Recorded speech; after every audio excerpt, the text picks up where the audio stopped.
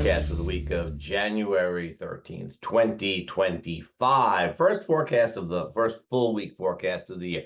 As you can hear, I have a little bit of a cold. Nothing, don't worry, I'm fine. But do have a little bit of a cold. I may have to take a sip of coffee and have to stop the recording a little bit once in a while to cough and do other things. Also here, you say I'm back to the I've lost the Brillo pad stuck on my chin. Almost answering the koan, what did your original face look like before you were shorn? Anyways, what a week. What a week. We start out with the full moon in Cancer. Now, if you're watching this on the weekend before, from Saturday morning, the 11th onwards, I would take advantage of Saturday. I hope you took advantage of Friday, and you should take advantage of Saturday. Full moons are crazy times. We all know that. And there's a lot of stuff going on in the early part of the week that, well, it looks pretty good. But still, that Gemini moon building to the full moon might have been the better part of the whole situation. And why? Well, this full moon in Cancer is, well, it's in Cancer. That's the first thing that we got to deal with. And it's a fine sign. But the full moon in Cancer is likely to have a little bit of a protective kind of vibe to it. And so, full moons bring things to light. They're very energetic, exciting times.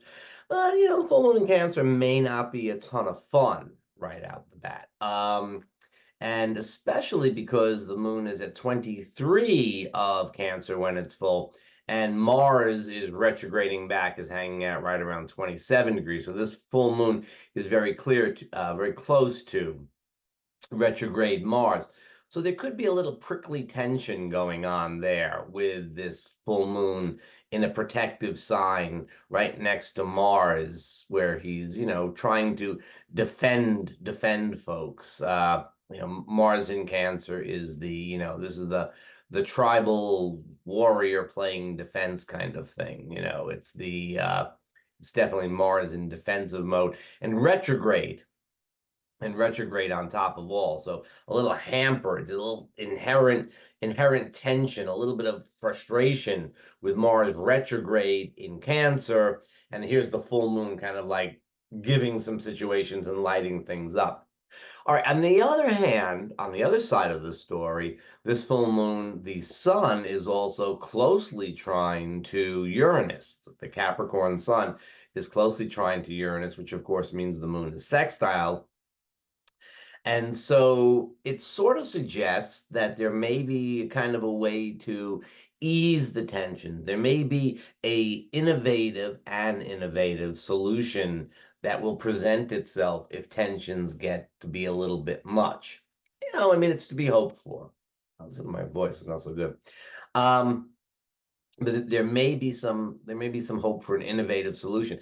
Still in all, if you're looking to have a good time, take advantage of the Gemini moon, and then there's a more serious vibe to the Cancer full moon, which would pretty much affect the better part of Sunday, the 12th, and then into the 13th, and sort of carrying over to the 14th, although not so much. And that's good because on the 14th, Venus squares Jupiter. Venus is in, give me just a moment over here. I know the answer. Venus is in Pisces and Jupiter is in Gemini. And a square is a tense aspect, but Venus and Jupiter, as you probably know if you've been watching regularly, Venus and Jupiter always get along okay. They're just two good friends to be really fighting about anything. And Venus is in her favorite sign of Pisces, and that is Jupiter's home sign. And so they're really, this is kind of like, this is a nice connection, even if it is a tense square. More or less, I would guess it would be something along the lines of having maybe too many choices of what to do. Too many options would probably be a way that could play out. People might be of two minds of things, or you might have a difficulty getting folks together on the same page and so on. Still in all, it's a pretty good vibe. And of course, with Venus and Jupiter, especially with Venus in Pisces, the probably the only real downside to this optimistic, and I gotta say, with the moon now having still essentially full, having moved into Leo, and then this nice aspect on Tuesday, I gotta say, once again, if Sunday and Monday were on a barrel of laughs, you might have some potential for some fun at midweek, thanks to all of this stuff going on. So, let's say, if nothing else, there's a lot of potential for creativity and other positive stuff going on. Venus is pretty busy this week, so we'll have to keep an eye on that. Meanwhile, just a day later on Wednesday, the Sun opposes retrograde Mars. Now, the Sun's getting down the end of, excuse me, the Sun's getting down the end of Capricorn, and Mars retrograde in Cancer. And so this is a tense aspect, but while Sun Mars has a kind of explosive energy to it naturally, this is perhaps a little bit more implosive because of Mars being in Cancer and retrograde. It's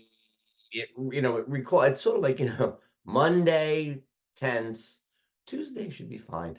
Wednesday, again, the tension, of course, we build into the tension. It's not like just Wednesday, but we build into the tension, and it becomes a thing probably on Wednesday as the Sun opposes Mars. Folks could lose their cool. Folks, could be a little bit hot. With Mars retrograde, you could sort of expect this kind of, reining things in, going backwards kind of energy, which indeed, in many respects we see. And yet Mars opposite Pluto, and wow, what a week we had last week. That aspect was exact on January 3rd. And if you stay tuned to the end of this video, I'll talk a little bit about, I don't usually talk about stuff that happens in the world, but I will do it at the end of this video, talking about January 3rd. And now this Mars is opposing the Sun. So Mars is retrograde, but he's very active. And there is, again, this real sort of tense energy that is part of the picture. Okay, well, that gets us through midweek. Going towards Friday, Uranus is opposite Juno. Now, Juno is the asteroid that is associated with, I'm going to call it partnership commitment. That's kind of my take on it.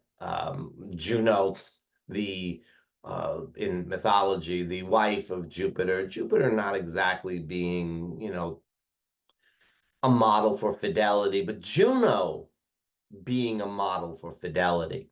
And so Uranus is in an opposition to Juno. Juno is in the extra conservative sign of Scorpio, and Uranus, of course, is still in Taurus. And so I feel that relationships that are near, for most people, if you have a relationship, first of all, for most people, if things are okay, nothing much. But if your relationship is kind of at a tipping point, one way or the other, for better or for worse, or for together or separate, this could be the tipping point, at least on the sort of emotional level, not necessarily the decision point in time. The Sun goes on to sextile Neptune, which is just a nice aspect. It's a nice Friday kind of aspect. And then on Saturday, Venus meets with Saturn. And although they are in Venus's favorite sign, Venus meets with Saturn. And so the energy of that Uranus-Juno opposition might very well kind of reach a resolution point, let's call it, as Uranus opposed Juno. We had the excitement midweek, and then as Venus conjuncts Saturn on the weekend, we kind of have this sort of, okay, well, now what are we going to do about it? It seems like it might be decision time. Again, it's decision time for relationships that are at a tipping point, one way or the other. For most of us, I don't know. It's, not really all that much of a thing. Venus Venus conjunct Saturn sort of suggests a little bit of restraint, very different from the Venus and Jupiter aspect of earlier in the week. It suggests a little bit of restraint with socializing. Maybe this is a little bit more of a drawing inwards of the energy. Maybe it's a better time to stay at home, or you feel like it's a better time to stay at home. And we have some nice mercurial aspects to Saturn and to Venus at the same time, and that is kind of a nice suggestion of being able to communicate. And again, if something's going on, this becomes a relatively good time to get stuff out there. All right, now we begin next week on January 20th. This is Monday, January 20th. And you're going to want to tune in because I will talk about, again, I'm breaking my rules here about not talking about politics and social stuff, but I will talk about the inauguration and the astrology of the inauguration next week. The sun doesn't get into, actually, the sun gets into Aquarius on Sunday. The sun will leave Capricorn and go into Aquarius on Sunday. Right away, we begin to feel the tension as the sun approaches his conjunction to Pluto, who's in Aquarius, as we know. That's going to happen on Tuesday, the 21st, but that's next week. But for this week, we want to note that the sun going into Aquarius, whatever you might have to think about the sun in Aquarius and Aquarius season and all the things that it signifies, this time and for the next few years, as soon as the sun gets into Aquarius, is going to meet with Pluto. And then for the next 20 years or so, once he gets into Aquarius, he's going to have to meet with Pluto at some point in time or another. But we'll deal with that down the pike.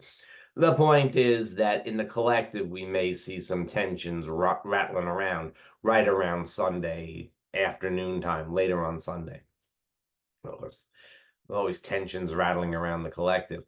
All right, let's talk about that Mars-Pluto. Let's talk about that Mars-Pluto opposition that was exact on January 3rd.